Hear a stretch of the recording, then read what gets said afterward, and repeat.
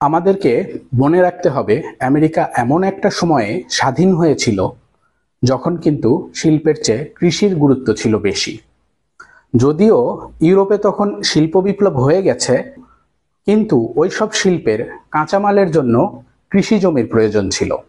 ব্রিটেনের কাছ থেকে স্বাধীনতা লাভ করলেও আমেরিকার এই জনগোষ্ঠী কিন্তু মূলত ব্রিটিশই ছিল, ব্রিটিশদেরই উত্তরাধিকারী।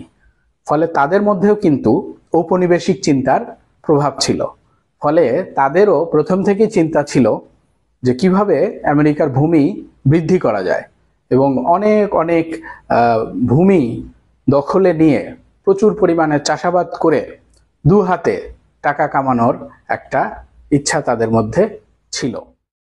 ইউরোপে কৃষি জমি দিন দিন কমছিল, তাই ইউরোপিয়ানরা আটলান্টিক সাগর পাড়ি দিয়ে আমেরিকায় এসেছিল।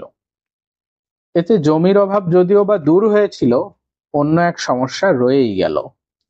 সে সময় কৃষিকাজ করার উপযুক্ত শ্রমিক আমেরিকায় ছিল না। যদিও ইউরোপিয়ানরা আমেরিকার আদিবাসীদের ধরে ধরে দাস বানায়, বিক্রি করে, জোর করে কৃষিকাজ করায়, কিন্তু তাতে খুব একটা লাভ হয় না। কারণ ইউরোপীয়দের সাথে সাথে নানা রকম ভাইরাসও আমেরিকায় চলে আসে। এসব ভাইরাসে আমেরিকার আদিবাসীরা আক্রান্ত হয়ে মারা যায়। এই সমস্যার সমাধান করতে তারা তখন পশ্চিম আফ্রিকা থেকে কৃষ্ণাঙ্গ মানুষদের ধরে ধরে দাস হিসেবে আমেরিকায় নিয়ে আসে। এই কৃষ্ণাঙ্গ দাসদের অমানবিক নির্যাতনের ঘটনা ইতিহাসের এক কালো অধ্যায়। এই দাসদের শ্রমে, ঘামে আর রক্তে আজকের এই ক্ষমতাধর আমেরিকার ভিত নির্মাণ করা হয়।